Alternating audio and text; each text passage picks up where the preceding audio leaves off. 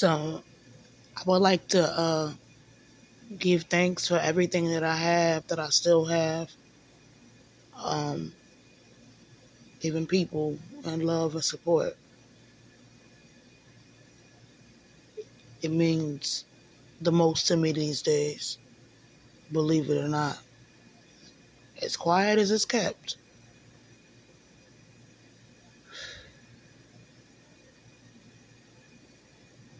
I'll be reflecting on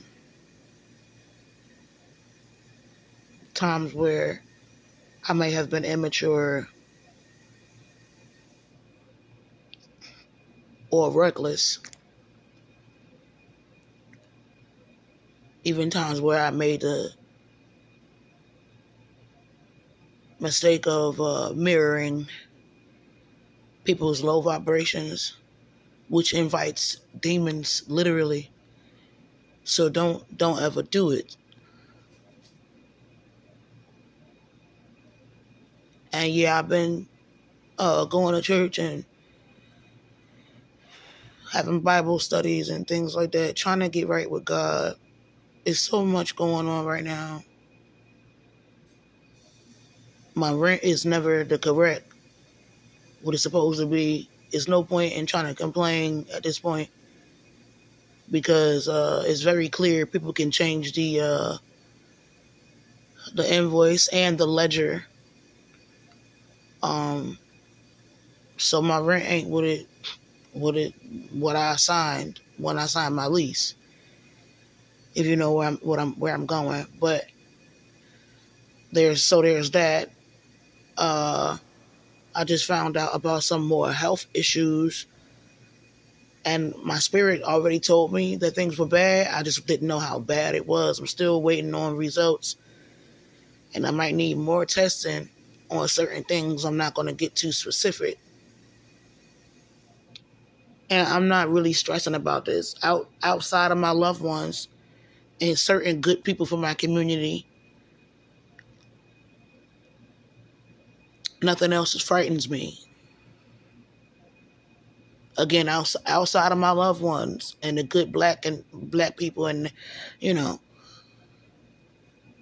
I think about them. I love them. I care about them, and I sometimes I be wanting to kick myself and other things.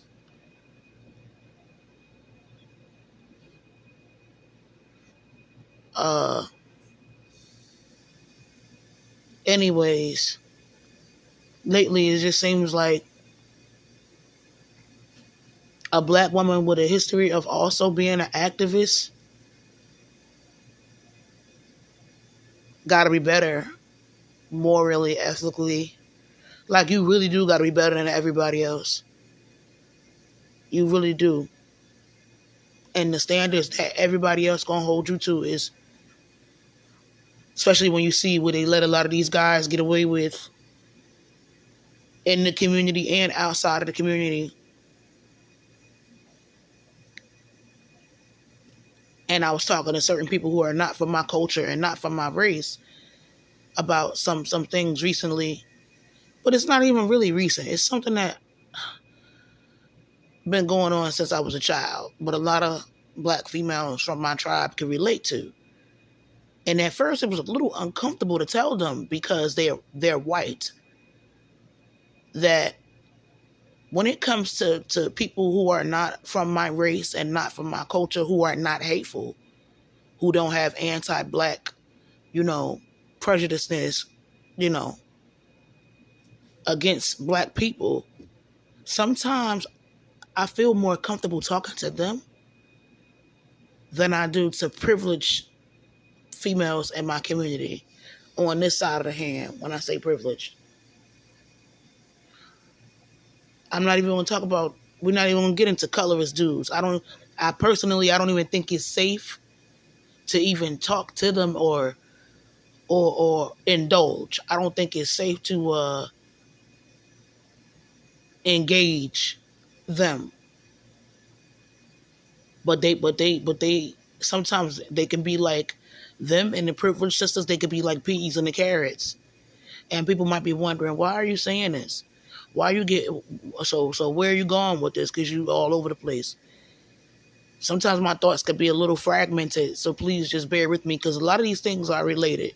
A lot of these subjects are related, regardless of whether or not people appreciate me talking about them.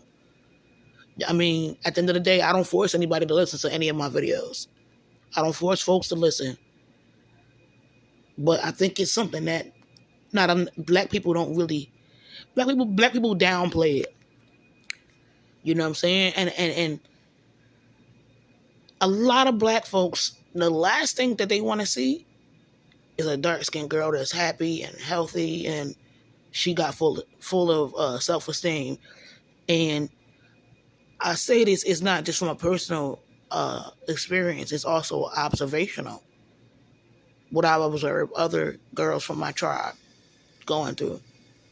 Because anybody, you know what I'm saying, that allows you to be around verbal abuse and emotional abuse every day on a regular basis and they think it's funny, they think it's cute, they don't care about you, even if they're from your race, even if they're from your culture. They don't really try to defend you. They don't, you know what I'm saying? And they get a kick out of you having an inferiority complex and you having low self-esteem. But another reason why a lot of people would like for dark-skinned girls to have low self-esteem is because, well, it's a lot they can get out of us. People like to make jokes and, you know, how I'm not loyal and how I'm a user and you know, be careful how much you give because users don't have no limits on how much they take. I've been seeing a little subliminal, you know what I'm saying? But I put a lot into this community. Coming from a perspective or a standpoint where I was trying to get the love. I was trying to get the love that I feel like I didn't get. And that's one of the first mistakes that I made in getting involved in this woke stuff. I think some of us get involved because we want the love. We don't it's a bad feeling to feel like people that look like you hate you for things that are out of your control. It's even worse when sometimes you got to go home and deal with certain loved ones that make you feel like there's something wrong with you the way God made you. Just like at school. You're being programmed and conditioned to hate yourself by other black people. It's not a good feeling. It's not conducive for healthy self-esteem. But going back to the conversation I was having with a couple people who are not from my race or culture, I was explaining to them that as I grew older, sometimes I felt a stronger connection and bond with non-black females, especially certain white women who don't have a hatred of black people or black females. I felt a better bond with some of them than I did with certain privileged light-skinned females. And again, it wasn't all of them. You know what I'm saying? But then again, I can say the same way I can say not all white people are racist. Racism is a thing, just like colorism is a thing. It reminds me of a video I was looking at earlier. What I'm saying, like a girl who is cool or used to be the partner, the romantic partner of a very, very popular streamer who's he's of African descent. He's young. And it was a big old debate not too long ago, and people was getting upset and getting in their feelings because she was so like shocked talking to a very attractive young dude who probably is he's probably African American, but he's definitely of African descent. He was a young pretty boy. After she asked him, you know, what type of females he's into, and he told her brown, dark skin. You know, it was like she was like, "Oh, really?" Like, you know, something along the lines of that. And I personally don't think she should have gotten attacked for her reaction. She shouldn't have been attacked because, hey, isn't that how most of them think? That, you know what I'm saying? Especially young, attractive dudes. It's no way they could be attracted to a brown or dark skinned girl. And I'm being sarcastic. But even he also said that he has plenty of friends who are not, you know what I'm saying, into brown or dark skinned girls or black girls, period. That's their business. And the preference, personally, the preference was never an issue for me. It was always the disrespect. It was always the disrespect. You know what I'm saying? Like what you like, but you know what I'm saying. Don't be a hole about it. It's how I felt. You know what I'm saying? Like, people have a right to like what they like, and they should be able to do it in peace. But there was a time where I was so woke that I used to be really, really sensitive, because all too often those type of guys that have a preference or are just straight up colorists, they tend to be really rude and nasty towards darker skinned girls of African descent, and hard to get along with, hard to deal with. They would usually come with some type of jacked up energy. So a lot of times, like, you don't even really gotta guess like how they feel. But right, I talk about certain things that was traumatic too, like, and I'm not even really comfortable getting into it for a few reasons. One of the main reasons being that because of all the rumors going on about me, well, some people don't think I got the right to talk about anything that can humanize me. Really, you know, oh, she want to be a victim? No, no, no, no, no, no. Because a lot of this stuff that go through my head, or that used to go through my mind, a lot of the crazy sugar honey iced tea, I wouldn't wish it on nobody. I wouldn't. It's not a lot of human beings I would wish that stuff on. Because of abuse in my youth, combined with colorism and other things. Sometimes, you know, uh, disrespect in the family. All of these things combined. Sometimes I really didn't know how to handle these things, and unfortunately, sometimes I call myself self medicating by being with guys who were lighter than me. But a few years ago, what ended up happening was I actually ended up entertaining some that were dangerous and nasty.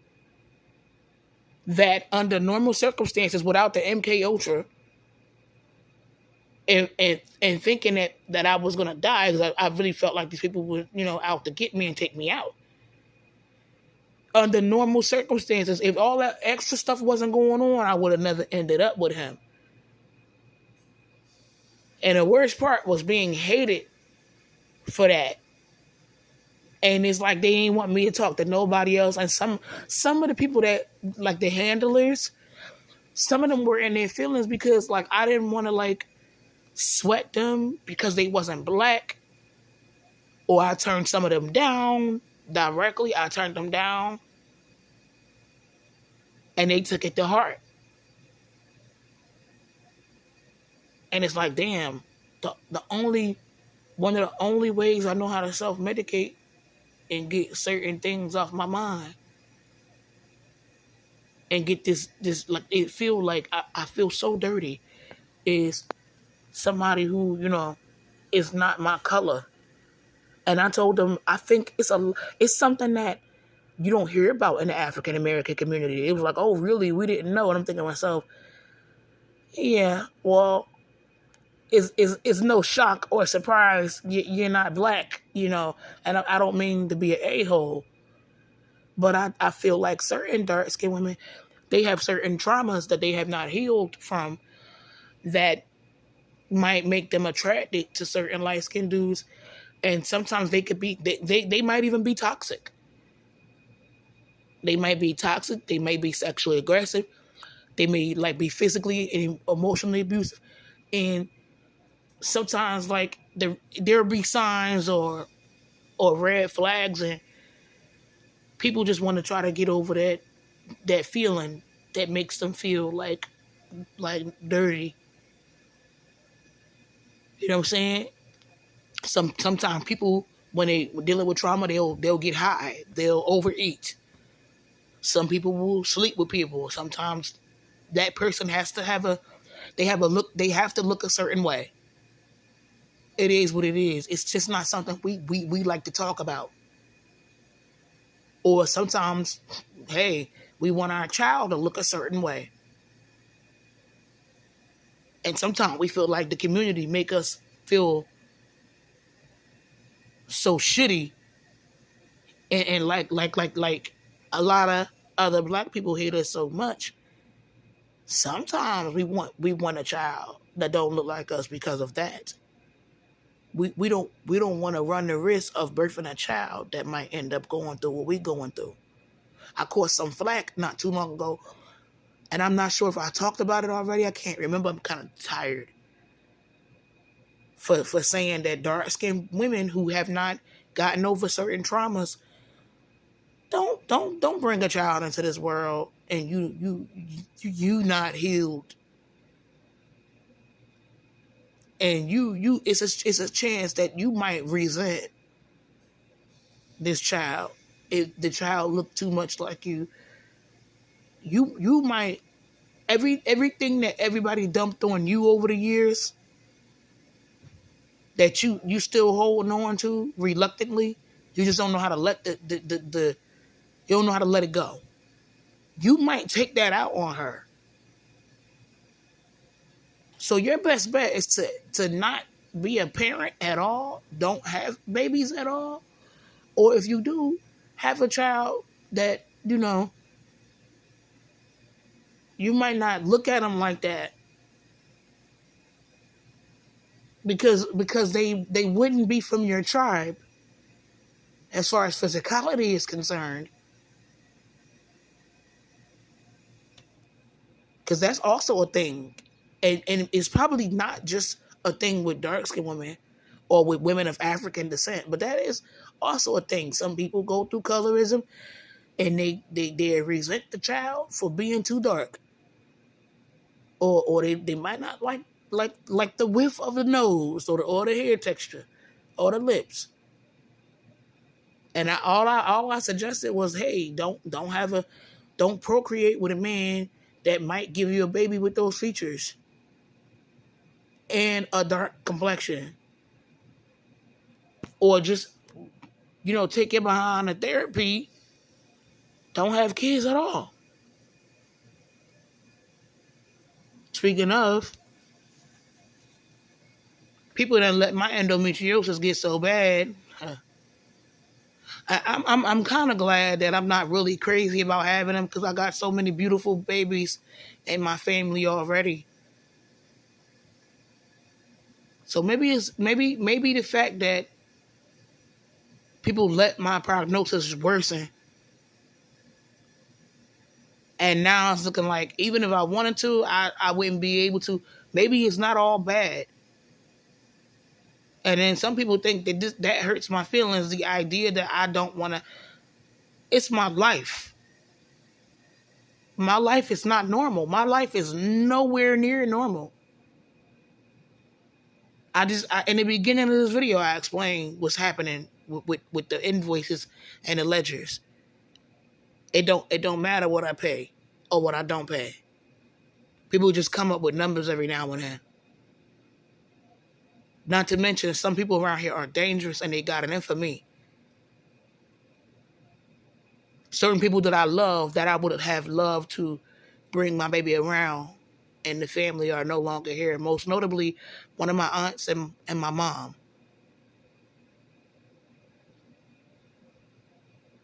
So it's a few reasons I'm not really crazy about being a parent right now. That's probably the only good thing about the fact that, people done neglected my shit to the point where, a bunch of scar tissue and overgrown cysts. I don't even want. I'm not even stressed about it. Like, I'm either going to handle this and I'm gonna get through certain things, or I'm not. But it makes no point to stress about something. Stressing is not gonna change the situation.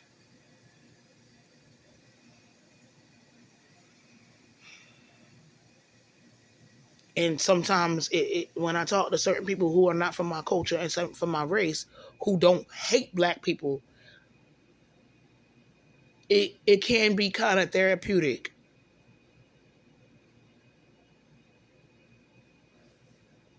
And some of the things I told them about dark skinned women, they was like, "Oh, thank you," because it's not something we would have ever knew about. Mind you, I think I said these are white dudes, but I was like, yeah, some women are running away from, certain traumas that they never got over, and so they go to other men or whatever.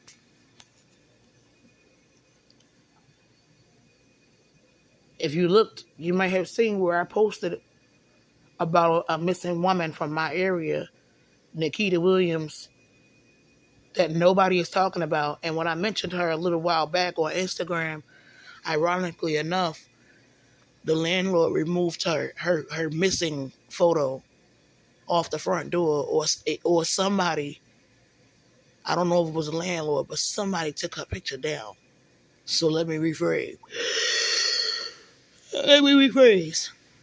I really think there's people around here that hate black women literally to death.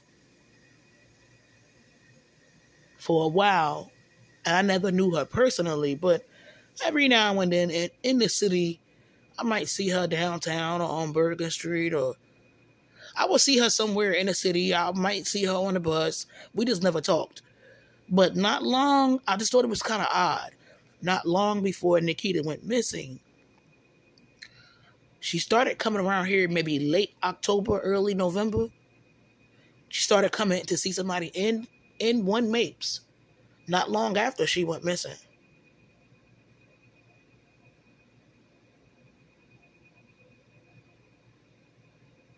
An actual real incident of a real black woman that really is missing. And I don't have the most, you know, how can I put it? My hopes ain't too high because of the time frame, and from everything that I hear about her from her friends and people that knew her, they saying that for her to be going this long, and you know, she has a child that's not that old, it's unusual for her. So I've been praying, but I don't know. And I want to thank anybody who's been praying again for me, my family, and or my community, for real. Even though me sharing her missing picture might tick certain people off, I shared it anyway.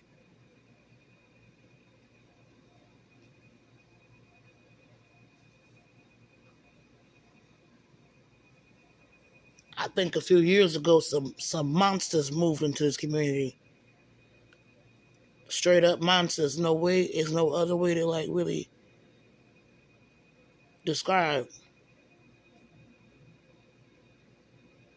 And if it don't apply, let it fly.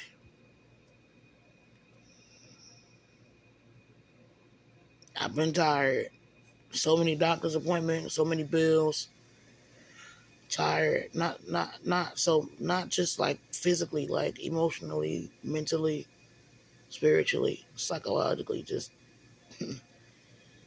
it's a lot that I don't really care about.